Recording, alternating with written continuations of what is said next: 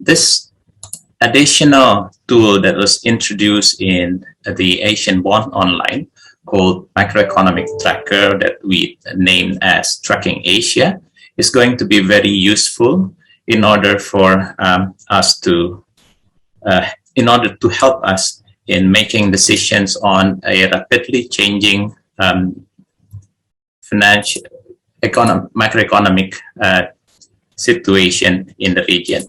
Let me share you my screen. I hope you can see by now the page of this macroeconomic tracker. You can get to this by connecting to the Asian Bond Online, and then there is a tab called macroeconomic tracker there, right on the upper right hand side of the tab. And then this macroeconomic tracker basically has three different components. What is it about? The economy dashboards and the resources that we use in order to develop this tracker itself. So the tool we call Tracking Asia is a simple tool that brings together a broad set of economic information that gives us timely measure of macroeconomic activity in the selected economies in Asia. Here we cover 6 Southeast Asian economies and 3 economies within the East Asia, namely Indonesia, Malaysia, Singapore, Philippines, and Thailand and Vietnam. And then for East Asia, we have People's Republic of China, Republic of Korea, and Hong Kong, China included here. The first part of our Tracking Asia webpage is basically giving you some key macroeconomic indicators representing real economic indicators for real economic activities in the region. For example, if we go here, the first column after the name of the economy, we have GDP. That shows you GDP growth year on year.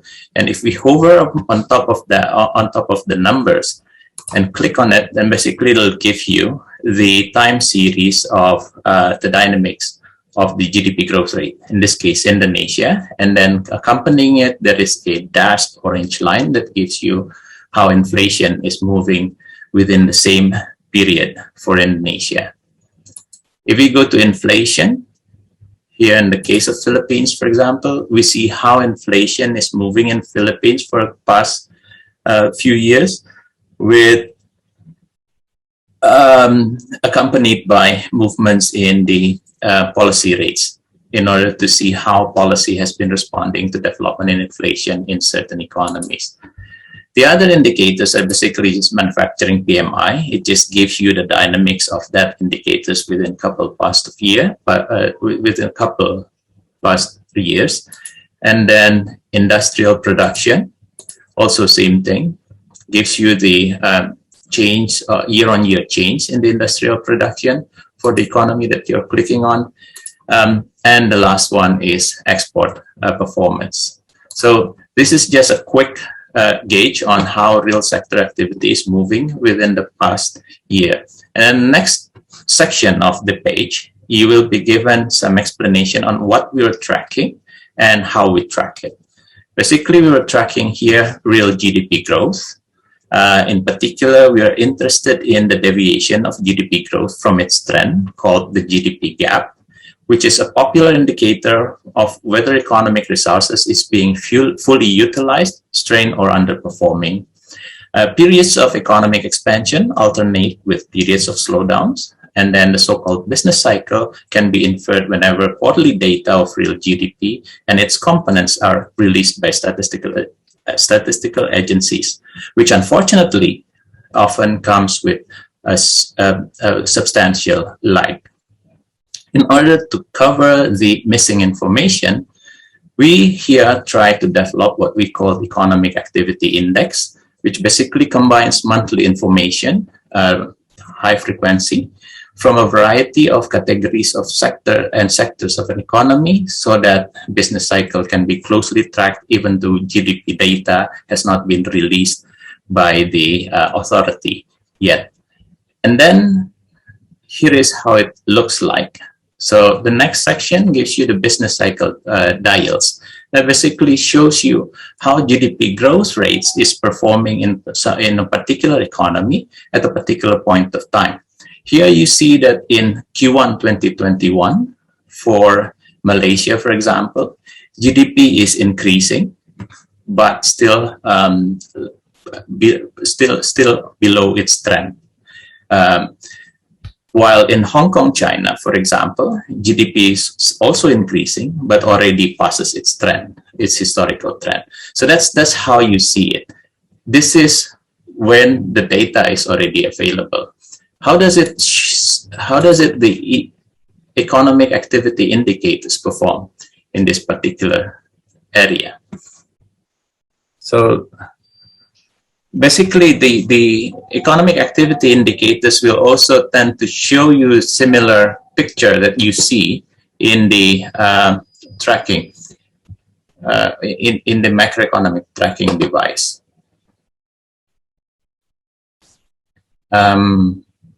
I have a little trouble in my web page loading here. So, okay. So this is how the economic activity indicators looks like. If you see that the economic growth in Hong Kong, China was performing above the trend and it's increasing in Q1 2021, and that's also what being picked up by our economic activity indicators. If you click on the name of the country here, you will be, it will get you to the tracking dashboard that I will touch in a minute. The other thing that you can do here is basically to have more information on how this tracking Asia is being conducted. First part is explaining you what business cycle is and the color code we use in order to explain the phase of the business cycle itself. So green here is used to describe that GDP growth is performing above the trend and still increasing. Blue is to describe that GDP growth is still above the trend, but decreasing. Well, when you have a red, then basically you see that your GDP growth is now performing under below the trend and decreasing. And if you are already in the yellow area, then basically you are performing below the trend, but in an increasing pace. That's how business cycle. The next part is giving you an explanation of how our economic activity index is being constructed. We have here the flowchart of how the process is being conducted. Basically, the first column there is giving you the data collection process. The second column is giving you the process that we did in order to construct our economic activity indicators. And the last column is giving you how we match these economic indicators into the target indicators that we are interested in. Here, we are interested in the growth gap indicator. The last one I want to show you is the economy dashboard. This economy dashboard basically combines different information into a different presentation that will give you to have a feel on how how a particular economy is performing at a certain period of time. Let me go to Philippines, for example, where ADB is located. Basically, we see that in the first quarter of 2021, GDP growth of the Philippines is increasing, but still performing below the trend. And that's what is being picked up by our economic activity indicators as well. These first dials are the same one with the one that you have in the landing page. And then the next set of the dials give you how the indicators moves within monthly frequency. So basically, if we see if we want to have a better picture on why GDP was how GDP was performing below the trend within the first quarter, we can track how the economic activity indicators is performing within those 3 months. January here we have it on yellow. Things that are looking that are performing above the trend is just the government sector, while the other indicators are showing that they are performing below the trend. Comes to February, it is still there, but there is some changes there is no changes on how the economy is performing. And then we go to March, we see that the external sector is now starting to help out. And if we aggregate those 3 months together, then we will see on why GDP growth rate for the Philippines is performing the way it was in the first quarter of 2020. And we now have data up to June. So April, Philippines economy has been moving below the trend, and it was supported by consumption, performing consumption, financial sector, and external sector, while the government sector is also still in a positive area. We move to May, we see the same thing, and investment now has already been improved as well. And that's how you see going forward. And then because we are fortunate enough to have the 3 full quarter, the 3 months for the Q2, then we see that within June, the economy of the Philippines is still growing above the trend, but has already started to decline a bit. And this is mainly because of the trade sector is not performing performing well enough in order to pull the growth up even further. The next section of this page gives you how it moves across the time. So basically, within this 3 months of the second quarter, we can then infer that within the second quarter, GDP growth rate in the Philippines will already be in this green area. The next one shows you where the latest data available for GDP is located within the historical growth gap cycle. Here, the first quarter is on the yellow. Next quarter, 2021 Q2, will be located somewhere in this green area. And then the last one is to give you some projection that we made based on the aggregate economic activity indicators. And we see that growth rates might be declining here going forward simply because of the outbreak of the COVID-19 in late March and early April, basically forces the authority here to close down the economy partially, at least. I think I will stop there for the presentation of this Tracking Asia.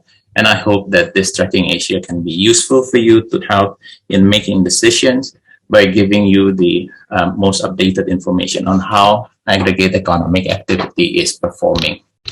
And then we are very lucky today that we have 3 panelists that will give us some further insights on how financial market in the region is performing and how this macroeconomic, high-frequency macroeconomic tracking activity can be of help in making decisions. First, we have Joseph Sveglic from ADB, the Deputy Chief Economist from the Economic Research and Cooperation Department of Asian Development Bank. To Joe, and then second, we have Ms. Amalia Widyasanti, Deputy Minister for Economic Affairs from the Bapenas in Indonesia. And then we have Professor Christoph Schumacher from Massey University in New Zealand that will give you some more insights on the cutting edge situation of the macroeconomic monitoring activity nowadays. So let me start by asking a question to Joe on how ADB is looking at the outlook for corporate bonds in Asia over the coming months, and also some views on ADBs about the demand for green bonds going forward. Over to you, Joe. Thank you, Arif. Let me start with the corporate bonds side of things. As economic activity is picking up, we're confident that we'll be seeing a pickup again in the corporate bonds activity. So it's really dependent on the opening of economies and the pickup of business activity generally, but we do see that those are likely to go hand in hand. But if we also think about how we're hearing more and more talk about having a green and inclusive recovery, I think this is also a good time for corporates to be thinking about how they could maybe take advantage of this environment in terms of issuing their initial ESG, the environment or sustainable or governance bonds. And on the other side, we have that on the supply side, if we can see more of that activity happening in the region, I think it's also a good time from the demand side. There's been a shift in investor preferences towards the SDG related assets, and green bonds also offer, financial motives such as less sensitive investment flows, greater resilience under shocks, as well as hedging and mitigating climate related risks. So we see that this is really an opportune time to be thinking about using these new instruments as a way of financing business activities during the recovery. Thanks, Reed. Thank you, Joe. Do you see any key risks in the region in terms of development and functioning local currency bonds, Joe? I think here, if we think back to Grace's presentation, she really hit on, I think, two of the key risks for local currency bond markets. And the first is really around the recovery from the COVID pandemic. So first, there's the success in the efforts to try to contain further outbreaks. But more over the more medium-term horizon, it's really about the rollout of vaccination. So that'll be like the first major risk to the outlook that we'd be thinking about is how well are we going to get past the pandemic. The second set of risks are around the changes in monetary policy that are likely to start happening in the major industrial economies. Now here we have in many ways benefited from a very low interest rate environment for many years now, but it's also put us in a position where debt levels themselves are much higher than they were. So this does open us up to certain risks in terms of a normalization of interest rates. And I think more immediately, even if we're just thinking about an announcement of a policy change, as we saw during the taper tantrum, if that's not handled well by the major industrial economies, even if the region is macro management is quite sound, there can be sudden shifts in flows of capital with implications for the exchange rate. So that's something that we definitely want to continue to monitor on this side. Now, let me move the question to Professor Schumacher, to Christoph. Basically, Christoph, can you share your experience in managing the high-frequency macroeconomic monitoring, GDP Live, and what are the difficulties you have in doing so?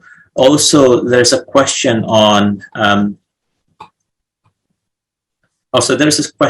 insights about the type of big data that might be useful for high-frequency macroeconomic monitoring activity.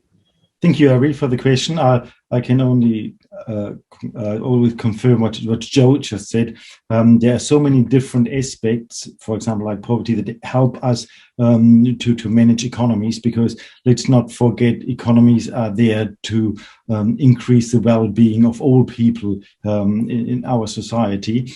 And we now do have the tools to deal with this, but the key or most essential part is good data. I always tell my students, good data and a weak algorithm is much better than poor data and a really, really good algorithm. So, but as soon as we deal with very large data sources, many things can go wrong, and they generally do so. We run GDP Live, as it suggests, it's live, so it runs 365 days of the year, and we get data from different sources, and that's very important, not just from the public sector, but a lot of private sector. Big enterprises, the largest enterprises in New Zealand, give us their daily data. But as soon as you deal with multiple data sources, things always can go wrong. Pipelines do break. Pushing large data sets through websites is very, very difficult. Because again, with animated graphs, things can go wrong. So the more complex our systems, the better our insights and the quicker they can respond, but also the more fragile they become in order to manage and maintain. So with Tracking Asia, you will find that the more you have to offer, the more time consuming it is to make sure everything is working correctly. So, but once it works and once processes have been automated, these things provide invaluable insights that can drive the government policy, but also private investment in order to form opinions and make far, far better informed decision. I think the second part of the question was what kind of data can we get to use?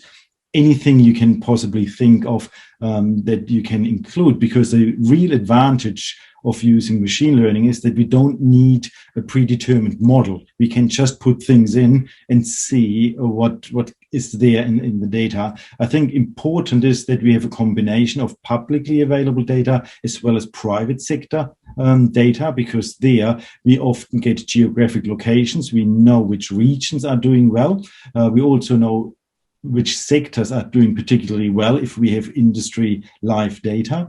That helps us really to identify if an economy is tracking well, to figure out why it is doing well, how could it do even better, and predict when things might slow down.